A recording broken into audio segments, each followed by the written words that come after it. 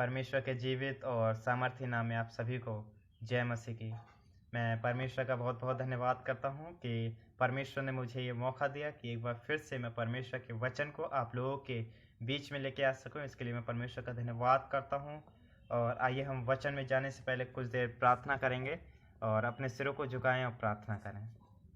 महान सब शक्तिमान प्रभु जी, हम छोटा सा हृदय एक बार फिर से आपके चरणों तरह लेके आते प्रभु जी। दया करिए, अनुग्रह करिए प्रभु जी। प्रभु जी, हम दुआ करते हैं इस वक्त मेरे मुख के बोल प्रभु जी आपकी ओर से होने पाए प्रभु जी, आप मुझ में होकर बोलने पाए प्रभु जी। जैसे कि रोमियो 9:16 में लिखा है कि मैंने तुझे इसलिए खड़ा किया है जिससे कि मैं तुझ में होकर अपने सामर्थ्य के काम दिखाने पाऊँ प्रभु जी। आप मुझ में होकर अपनी सामर्थ्य के काम दिखाइए प्रभु जी। ये वचन जो आज मैं यहाँ पे बोलूँ प्रभु जी, ये वचन जितने लोग वीडियोस को देख रहे हैं प्रभु जी, उन सब के जीवनों में आशीष का कारण बनने पाए प्रभु जी। दया करिए, अनुग्रह करिए प्रभु जी। और प्रभु जी, जो आपके नाम को नहीं जानते प्रभु जी, वो आपके नाम को जानने पाए और आपको उद्धार करता अपने जीवन में ग्रहण करने पाए प्रभु जी। दुआ करता हूँ इस कोविड-19 के लिए प्रभु जी, संसार से दूर कर दीजिए प्रभु जी। जो इससे पीड़ित लोग हैं उन्हें छुइए, भला चंगा करिए प्रभु जी, जिससे कि उनके जीवनों में गवाही होने पाए कि परमेश्वर ने हमें ठीक किया प्रभु जी। दया कर, अनुग्रह करिए। छोटी सी प्रार्थना आपके पाक पवित्र बेटे के नाम से मांगते हैं, आमीन। जैसे कि आज मैं परमेश्वर के वचन पे थोड़ी देर आप लोगों के साथ बिताने वाला हूँ। और जैसे कि परमेश्वर का वचन मैंने लिया है, बहुत से पॉइंट्स लिए गए हैं आज के, जो बहुत सी बार हम लोगों के ये रहते हैं कि हमारे प्रार्थना करते हैं, प्रार्थनाओं का जवाब इतने लेट क्यों मिलता है, कभी कभी मिलता ही नहीं है और कभी कभी जल्दी मिल जाता है। तो मेरे प्रियो, आइए हम उन बातों पे चलते हैं कि क्या कारण है कि प्रार्थनाओं का जवाब लेट में मिलता है या जल्दी मिल जाता है, और कभी कभी क्यों नहीं मिलता है, क्या कारण है। आइए हम इन कारणों को देखेंगे। जैसे कि पहली बात, जब हम लोग प्रार्थना करते हैं तो बहुत सी बार हम प्रार्थना अपने घर के लिए करते हैं, अपने परिवार के लिए, अच्छे बिहेवियर के लिए, अच्छी नौकरी के लिए, अच्छी सैलरी के लिए प्रार्थना करते हैं बहुत सी बार। लेकिन हमारी बहुत सी प्रार्थनाओं का जवाब मिलता है, बहुत सी का नहीं मिलता है मेरे प्रियो। तो बहुत से लोग कहते हैं कि परमेश्वर प्रार्थना सुनता भी है या नहीं सुनता है। तो मेरे प्रियो, मैं आपको बताना चाहूँगा कि परमेश्वर प्रार्थनाओं को सुनता है मेरे प्रियो।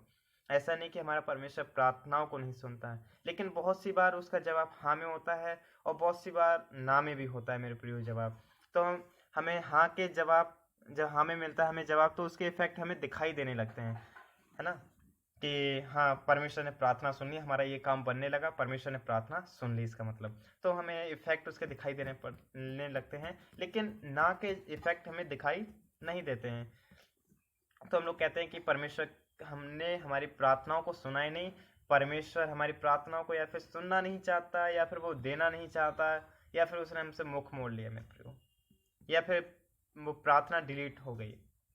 ये बहुत सी बार हम लोगों के दिमाग में क्वेश्चंस आते हैं मेरे प्रियो।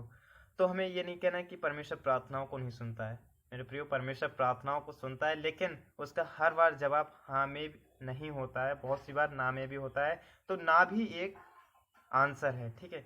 तो आज मुझे और आपको अपनी लाइफ में ये सीखना है कि ना भी एक आंसर है, नो एक आंसर भी है, ठीक है मेरे प्रियो। तो आज से हम लोग इस चीज़ को अपने जीवन में लागू कर लें और ये ना दोष ना लगाएं परमेश्वर पे कि परमेश्वर प्रार्थनाओं को नहीं सुनता है। और जैसे कि मैं थोड़ी सी एक कहानी आप लोगों के साथ डिस्कस करना चाहूँगा। जैसे कि जब यूसुफ की कहानी में आप लोगों के साथ डिस्कस करना चाहूँगा। यूसुफ जो याकूब का बेटा था, 12 बेटे थे याकूब के, तो उसमें सबसे छोटा जो बेटा था यूसुफ, वो उसे किस परिस्थिति से होकर गुजरना पड़ा। परमेश्वर ने उसे बहुत बड़े बड़े ड्रीम्स दिखाए कि तू बहुत बड़ा सेनापति बनेगा, बहुत बड़ा राजा बनेगा, और तेरे सम्मुख तेरे भाई बहन तेरे रिश्तेदार सब सर को झुकाएंगे। तो मेरे प्रियो, ये रातों रात तो नहीं हो गया, ना कुछ सालों में हो गया, इसे काफ़ी टाइम लगा। उन विपत्तियों से गुजर के जाना पड़ा कि उसके भाइयों ने उसे मारने की कोशिश करी, कुएं में फेंक दिया, फिर उसे को बेच दिया उसके भाइयों ने, फिर वो वहां जाके सेवक बन गया, नौकर बन गया। तो उसमें भी वो कह रहा कि अब तो मैं यहाँ आ गया, मैं नौकर बन गया, किस तरीके से मैं ऊपर पहुंचूंगा। लेकिन उससे विश्वास किस पे था? परमेश्वर यहोवा पे, कि हाँ परमेश्वर ने ड्रीम्स दिखाए तो वो पूरा करेगा। तो मेरे प्रियो, आज परमेश्वर मुझे और आपको परमेश्वर मुझे और आपको भी ड्रीम्स दिखाता है मेरे प्रियो, तो परमेश्वर उन्हें पूरा करेगा। इस चीज़ की टेंशन मत करिए। यूसुफ ने टेंशन नहीं की और वो इन विपत्तियों से गुजरता रहा और उसका भरोसा परमेश्वर पे था। और अंत में जाकर जब हम देखेंगे तो वो सेनापति बन गया मेरे प्रियो। जब सेनापति बन गया तो उसके भाई लोग, जहाँ अकाल पड़ा वहां से उसके भाई लोग आए और उसके सम्मुख सभी लोग सर झुकाते थे क्योंकि सेनापति था वो मेरे प्रियो। तो ऐसे ही मेरे प्रियो आज मुझे और आपको परमेश्वर पे ब्लेम नहीं करना है, क्योंकि परमेश्वर ने हमारे लिए कुछ अलग प्लान कर रखा होगा मेरे प्रियो। तो मेरे प्रियो आज मुझे और आपको परमेश्वर की मर्जी के द्वारा प्रार्थना करनी है। हमें ये प्रार्थना में ये कहना है, हे परमेश्वर आपकी मर्जी पूरी होने पाए, हमारी नहीं, आपकी मर्जी पूरी होने पाए मेरे प्रियो। सबसे पहले परमेश्वर की प्रार्थनाओं को सुनिए कि परमेश्वर क्या कहना चाह रहा है। परमेश्वर की बात को सुनिए। बहुत सी बार हम प्रीच सुनते हैं, वचन सुनते हैं ऑनलाइन और वीडियोस के द्वारा, यूट्यूब माध्यम के द्वारा, लेकिन मेरे प्रियो देखना सुनना से विश्वास नहीं वो होगा। अच्छी बात है कि आप देख रहे हैं, ठीक है, आप उसके द्वारा चले भी। जब तक आप खुद कार्य नहीं करेंगे उस वीडियोस के द्वारा, जैसा परमेश्वर का वचन बता रहा है उसके द्वारा अगर मैं और आप कार्य नहीं करेंगे तो हमारा वीडियो देखना, परमेश्वर का वचन पढ़ना कोई भी फल नहीं लेके आएगा। तो क्या काम करना है हमें कि देख के उसके द्वारा चलना भी है कि परमेश्वर का वचन क्या कह रहा है, उसके द्वारा चलना है मेरे प्रियो। तो हो सकता है हमारी प्रार्थना इसलिए नहीं सुनी जा रही कि परमेश्वर हमें तैयार कर रहा है। परमेश्वर उसे वो राजपाट पहले भी दे सकता था यूसुफ को, जब उसके भाई मारने वाले थे तो उस वक्त भी उसे राजपाट वो दे सकता था यीशु मसीह, लेकिन नहीं दिया क्योंकि उस वक्त वो सशक्त नहीं था, उस टाइम तैयार नहीं था मेरे प्रियो, इसीलिए नहीं दिया परमेश्वर ने। जब वो उन विपत्तियों से होके गुजरा, उन कष्टों से होके गुजरा, तो वो मजबूत हो गया मेरे प्रियो, अब वो सही डिसीजन लेने पाया। तो मेरे प्रियो हो सकता है कि परमेश्वर इसीलिए हमारी प्रार्थनाओं को नहीं सुना कि हमारे लिए हो सकता है परमेश्वर तैयार कर रहा हो, क्या पता वो वक्त सही ना हो मेरे प्रियो, उस चीज की हो सकता है हमें जरूरत ना हो, इसलिए परमेश्वर देना नहीं चाह रहा। तो मेरे प्रियो परमेश्वर पर ब्लेम ना करें। और दूसरा पॉइंट मैं आपके साथ रखना चाहूंगा, बहुत सी बार हमारी प्रार्थना परमेश्वर की मर्जी से बाहर होती है, तो ये भी कारण है कि हमारी प्रार्थनाओं का जवाब नहीं मिलता। हम जानते हैं कि जब हम परमेश्वर की मर्जी में प्रार्थना करते हैं तो उन प्रार्थनाओं का जवाब हमें बहुत जल्द ही मिल जाता है ना। तो जब हम परमेश्वर की मर्जी के विरुद्ध प्रार्थना करते हैं तो उन प्रार्थनाओं का जवाब हमें हो सकता है लेट भी मिले और हो सकता है जल्दी ना भी मिले, और कभी कभी तो सालों साल लग जाते हैं, हमें प्रार्थनाओं का जवाब नहीं मिलता है। मैं छोटी सी बात को आप लोगों के साथ डिस्कस करना चाहूँगा। जैसे कि बहुत सी बार मैं मार्केट जाना चाहता हूँ, शॉप पे जाता हूँ, तो मैं कहता हूँ कि मैं बाइक से चला जाऊँ, गाड़ी से चला जाऊँ, तो घर वाले कहते हैं नहीं गाड़ी से नहीं साइकिल से जाओ। तो मेरे प्रियो गाड़ी से जाने की मर्जी किसकी है? मेरी है। और साइकिल से जाने की मर्जी किसकी है? घर वाले कह रहे हैं कि साइकिल से जाओ। तो मेरे प्रियो उन्हें लगता है कि अभी मैं तैयार नहीं हूँ, बहुत सी अभी मेरा लाइसेंस नहीं बना है, तो उन्हें लगता है कि तैयार नहीं हूँ, पुलिस वाले हैं, चेकिंग वेकिंग होगी, तो इसीलिए। तो मेरे प्रियो जब मेरी और परमेश्वर की इच्छा आपस में जब टकराती हैं तब भी हमारी प्रार्थनाओं का जवाब नहीं मिलता मेरे प्रियो। हम कहते हैं परमेश्वर हमारी इच्छा ये है, हमें ये चाहिए वो चाहिए, हमें घर चाहिए, दो घर दिला दे, कार दिला दे, बंगला दिला दे, सब कुछ, बहुत सी चीज़ों को हम परमेश्वर के सामने रखते हैं। लेकिन क्या हम परमेश्वर से कहते हैं कि परमेश्वर आपकी क्या मर्जी है हमारे जीवन से? तो हम ये प्रार्थना में नहीं कहते हैं मेरे प्रियो। तो आज हमें कहना है परमेश्वर आपकी मर्जी पूरी होने पाए मेरे प्रियो। तो परमेश्वर हमारी प्रार्थनाओं को सुनेगा और जवाब भी देगा। तो जब हमारी प्रार्थनाएं और परमेश्वर की मर्जी, हमारी मर्जी जब आपस में टकराती हैं, तो ये भी कारण है कि हमारी प्रार्थनाओं का जवाब देर में मिलता है मेरे प्रियो। तो आज मुझे और आपको परमेश्वर से कहना, परमेश्वर आपकी मर्जी पूरी हो। और जैसे कि यीशु मसीह जब क्रूस पे चढ़ने वाले थे, वचन में लिखा है यीशु मसीह जब क्रूस पे चढ़ने वाले थे तब वो गतसमनी के बाग में जाकर उन्होंने क्या प्रार्थना की? उन्होंने कहा प्रार्थना, मैं इस प्याले को नहीं पी सकता। परमेश्वर से कह रहे हैं, हे पिता मैं इस प्याले को नहीं पी सकता, ये बहुत मुश्किल है, मैं नहीं मर सकता। लेकिन फिर एंड में उन्होंने कहा अरे नहीं, मुझे तो अपनी मर्जी नहीं, पिता की मर्जी पूरी करनी है मेरे प्रियो। उन्होंने कहा मुझे तो पिता की मर्जी पूरी करनी है। तो उन्होंने कहा ठीक है पिता, आपकी जो मर्जी हो वो पूरी हो। अगर आपकी इच्छा है कि मैं इस प्याले को पीऊँ तो मैं ज़रूर पीऊँगा। और वो सूली पे चढ़ गए हम पापियों के लिए मेरे प्रियो। तब भी क्या मैं और आप उनके खून से कुछ सीखे हैं? उन्होंने हम पापियों के लिए खून बहाया है। क्या हम अपने गुनाहों को नहीं छोड़ सकते हैं? क्या उन गलत बातों को नहीं छोड़ सकते? जो गलत संगतियां उनको नहीं छोड़ सकते हैं परमेश्वर के लिए? आज मेरे प्रियो मैं आपको चैलेंज करता हूँ। आपकी लाइफ में 2 सवाल हैं, 2 क्वेश्चंस हैं, उनमें से एक चॉइस करना है।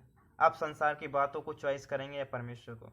वो आपके ऊपर डिपेंड करता है। जब आप परमेश्वर को चॉइस करेंगे तो आपकी लाइफ बहुत अच्छी बीतेगी। लेकिन आप जब संसार को चॉइस करते हैं तो आपकी लाइफ में बहुत टेंशन होंगे। आपके पास कहने को रुपया पैसा बहुत होगा, सब लोग होंगे आपके कहने के, लेकिन आपके अंदर वो शांति नहीं होगी जो परमेश्वर को पाने से आती है, जो परमेश्वर का हाथ थामने से आती। मेरे प्रियो तो आज मैं तो अपनी लाइफ में चॉइस करूंगा तो परमेश्वर की चॉइस करूंगा। मेरे प्रियो आप किसको चॉइस करेंगे, संसार को या परमेश्वर को? वो आप पे डिपेंड करता है मेरे प्रियो। तो मेरे प्रियो हम मांगते हैं हमें मिलता है। परमेश्वर कह रहा है तुम बहुत सी बार मांगते ही नहीं हो तो तुम्हें मिले क्या? और जब मांगते हो, परमेश्वर का वचन कह रहा है जब तुम मांगते हो तो तुम गलत मंशा से मांगते हो। मेरे प्रियो तो आज मुझे और आपको गलत मंशा से नहीं मांगना है, गलत इच्छाओं से नहीं मांगना है मेरे प्रियो। आज जो परमेश्वर की इच्छा है उसके द्वारा हमें मांगना है। और आप सभी लोग जानते हैं परमेश्वर की क्या इच्छा है। परमेश्वर की इच्छा है कि हम उसके वचन के द्वारा चलें, हम उसके वचन को लोगों तक पहुंचाएं, हम उसके राज की खोज करें। बहुत सी बार हम संसारिक चीजों को परमेश्वर से मांगते हैं मेरे प्रियो। तो परमेश्वर का क्या कहना है? परमेश्वर कह रहे हैं कि तुम मेरे राज की खोज कर लो, बाकी सब चीजें मैं तुमको यूं ही दे दूंगा। तो आज मेरे प्रियो हम क्यों इन चीजों को करने में पीछे हट पा रहे हैं? हमने संसार से कह दिया जाए कि संसार में इतने इतने बड़े बड़े कार्य हैं उनको करना है, तो मेरे पे हम वो कर सकते हैं, लेकिन परमेश्वर के वचन को फॉलो नहीं कर सकते अपनी लाइफ में। मेरे प्रियो आज से और अभी से आप सभी लोगों से मैं विनती करता हूं, अगर परमेश्वर के वचन के द्वारा नहीं चल सकते हैं तो उसकी तोहनी भी ना करें। ये ना कहें कि हम मसीह हैं मेरे प्रियो, क्योंकि मसीह जीवन हमें ये सिखाता है कि हमें औरों के लिए जीना सिखाता है मेरे प्रियो। मसीह जीवन अपने लिए जीना नहीं सिखाता है, हमें औरों के लिए जीना सिखाता है। क्योंकि यीशु मसीह भी औरों के लिए ही मरे, हम पापियों के लिए मरे, अपने लिए नहीं मरे। उन्हें क्या मिला? कुछ नहीं मिला। लोगों की बुराइयां तब भी मिली जब वो सूली पे चढ़ गए, तब भी लोगों ने बुराइयां करे, ये वो बहुत सी उनके विरुद्ध बुरी बातें कही, उनके मुंह पे थूका गया मेरे प्रियो, उन्हें कांटों का ताज पहनाया गया। कभी इमेजिन करके देखिए कि आज मेरे और आपके साथ अगर ऐसा हो, कोई व्यक्ति अगर मेरे मुंह पे कोई थूक के चला जाए, अगर आज मेरे सामने कोई थूक के चला जाए तो हम लोग उसे कितना बुरा कहते हैं, मारने भी लगते हैं कभी कभी। तो मेरे प्रियो तो यीशु मसीह के तो मुंह पे थूका, और तब भी उन्होंने पिता से क्या कहा? हे पिता इन्हें क्षमा कर, क्योंकि ये नहीं जानते कि ये क्या कर रहे हैं मेरे प्रियो। तो आज मुझे और आपको भी परमेश्वर के जैसे बनना है, अपने अंदर नम्रता और दीनता उत्पन्न करनी है, तभी हम परमेश्वर की उन आशीषों को पा सकेंगे मेरे प्रियो। और थर्ड पॉइंट ये है कि बहुत सी बार हमारी ज़िंदगी में गुनाह पाप होते हैं, इसलिए हमारी प्रार्थना नहीं सुनी जा रही। जैसे कि ईशाया में हम जब देखेंगे, ईशाया 59 की फर्स्ट में, तो उसमें लिखा है कि परमेश्वर ऐसा बहरा नहीं हो गया कि वो सुन ना सके, ना कि उसका हाथ ऐसा छोटा हो गया कि उद्धार ना कर सके मेरे प्रियो। लेकिन मनुष्य के गुनाहों ने, पापों ने, उसके कार्यों ने परमेश्वर को ऐसा छिपा रखा है कि वो प्रार्थना सुनते हुए भी नहीं सुनता। और जब परमेश्वर तक हमारी प्रार्थना पहुंचेगी नहीं तो उसका जवाब कहाँ से मिलेगा मेरे प्रियो? तो ज़रूरत है बहुत सी बार कि हम लोग सोचते हैं कि बड़े गुनाह, हमने किसी को मार दिया या फिर किसी के साथ गलत कर दिया तो ये गुनाह हुआ। मेरे प्रियो ये गुनाह तो है ही है, लेकिन अगर हम किसी को माफ़ नहीं कर पा रहे हैं तो ये भी एक गुनाह है मेरे प्रियो। तो पहले ये गुनाह चेक करें कि मैंने लाइफ में ऐसे काम तो नहीं करे, किसी को माफ़ किया है भी या नहीं कर पाया मैं, तो इन चीज़ों को चेक करें अपनी लाइफ में। परमेश्वर इनसे खुश होगा और परमेश्वर और जैसे कि मत्ती 6:6 में लिखा भी है, जैसे पिता मैं अपने अपराधियों को क्षमा करता हूँ, वैसे आप मेरे अपराधों को क्षमा करें।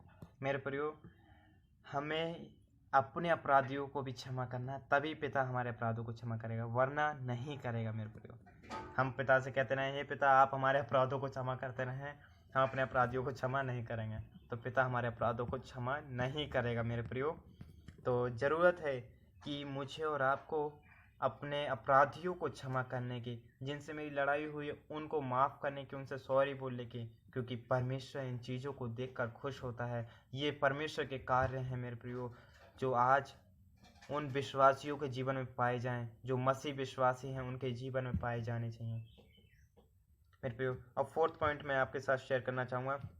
बहुत सी बार आपके विश्वास की घटी के कारण, बहुत सी बार हम कहते हैं परमेश्वर मैं आपसे प्यार करता हूँ, मैं जानता हूँ कि आप मेरी प्रार्थनाओं को सुनते हैं।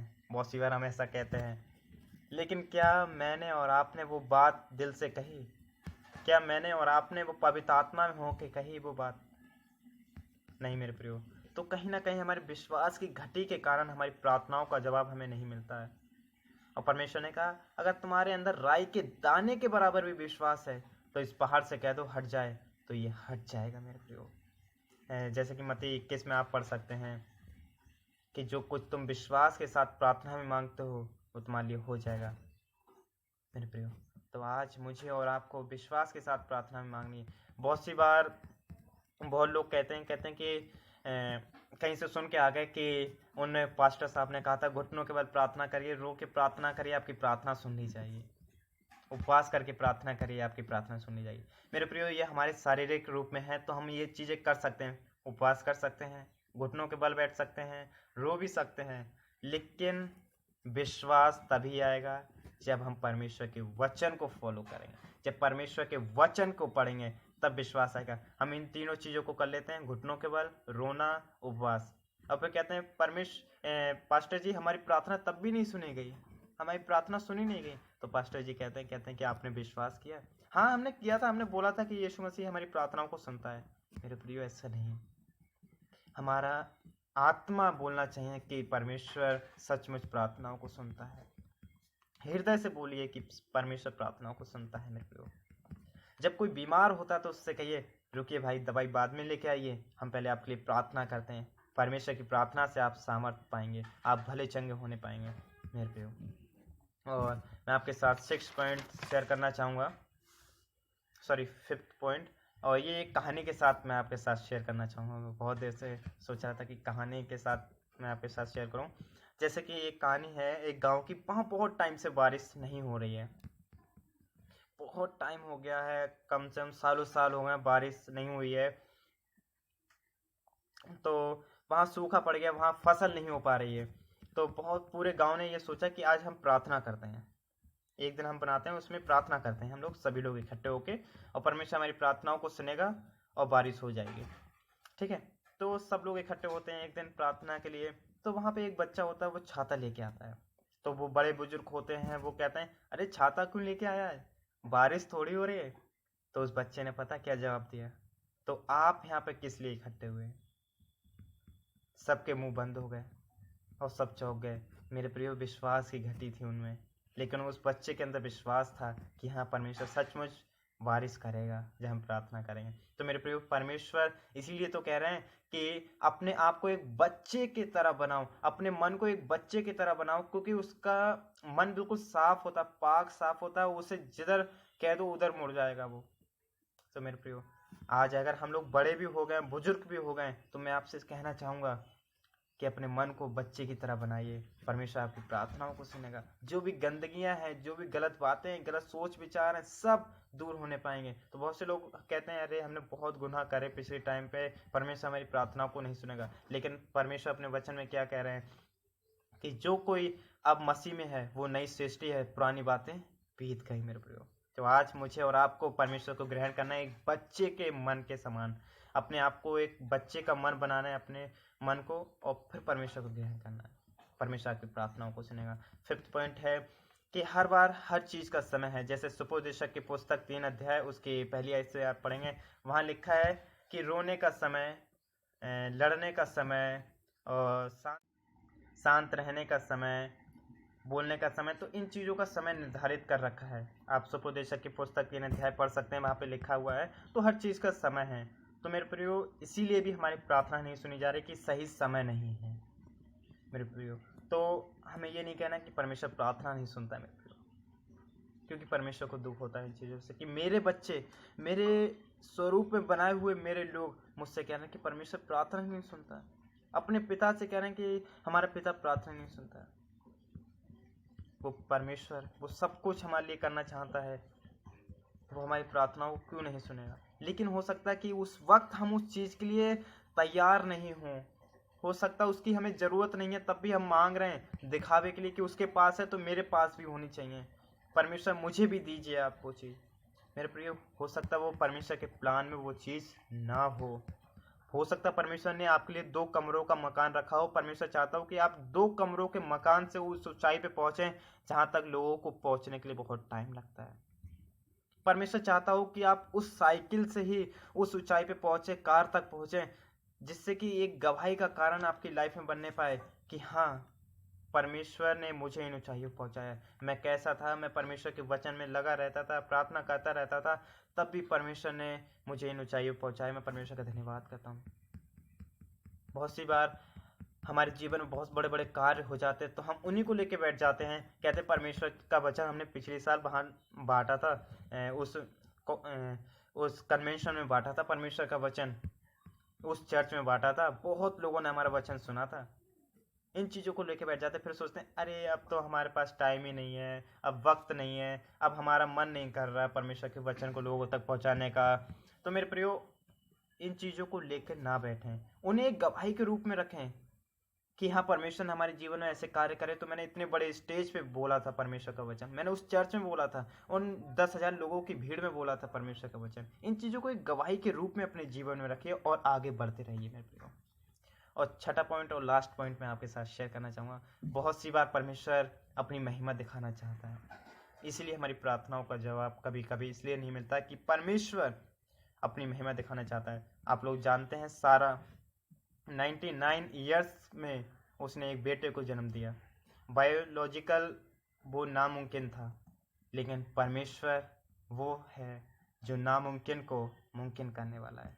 जब सारा ने 99 की उम्र में जब एक बच्चे को जन्म दिया तो वहाँ के जितने उस शहर के लोग थे वो सब चौंक गए और वो कहने लगे, हाँ सचमुच परमेश्वर नामुमकिन को मुमकिन करने वाला है। तो मेरे प्रियो, बहुत सी बार हम बहुत सालों से प्रार्थना कर रहे हैं, हमारी नहीं सुनी जा रही है, तो हमें ये नहीं कहना कि परमेश्वर प्रार्थना नहीं सुनता। हो सकता है परमेश्वर आपके उस कार्य के द्वारा अपनी महिमा दिखाना चाह रहा हो, आपके उस करियर के द्वारा परमेश्वर महिमा दिखाना चाह रहा हो। तो मेरे प्रियो, उस वक्त का इंतजार करिए, प्रार्थना करते रहिए, वचन पढ़ते रहिए, परमेश्वर के वचन के द्वारा चलते रहिए। और यिर्मयाह उसकी 29 की लास्ट में यही लिखा है कि अंत में तुम्हारी ही इच्छा पूरी होगी, मेरी नहीं, तुम्हारी ही इच्छा पूरी होगी। यिर्मयाह 29 फर्स्ट वर्स में लिखा है कि अंत में तुम्हारी ही इच्छा होगी, पूरी होगी। ठीक है, और मैं आपको एक बार फिर से रिपीट करा दे रहा हूँ कौन कौन सा पॉइंट थे। पहला पॉइंट, हमारी प्रार्थना डिले हो रही है तो हो सकता परमेश्वर तैयार कर रहा हो। और बहुत सी बार और दूसरा पॉइंट, बहुत सी बार हम परमेश्वर की मर्जी के विरुद्ध प्रार्थना करते इसलिए नहीं सुनी जाती। तीसरा पॉइंट, हो सकता आपकी जिंदगी में कोई पाप हो इसीलिए आपकी प्रार्थना नहीं सुनी जा रही। हो सकता बड़े पाप नहीं, छोटा पाप, जब आप किसी को माफ नहीं कर पा रहे हैं, ये भी एक पाप है। और चौथा पॉइंट, हो सकता आपके विश्वास की घटी हो। और पांचवा पॉइंट, हर चीज का समय है। छठा पॉइंट, हो सकता परमेश्वर अपनी महिमा दिखाना चाह रहा है उस कार्य के द्वारा। आप सबको जय मसीह के इस वचन से आप सभी आशीषित हों, और परमेश्वर से मेरी यही कामना है, यही प्रार्थना है कि आप सभी लोग इस वचन से आशीषित होने पाएं और अपने जिंदगियों में ये कार्यों को करने पाएं, और ये ना कहें कि परमेश्वर प्रार्थनाओं को नहीं सुनता है। सबको जय मसीह।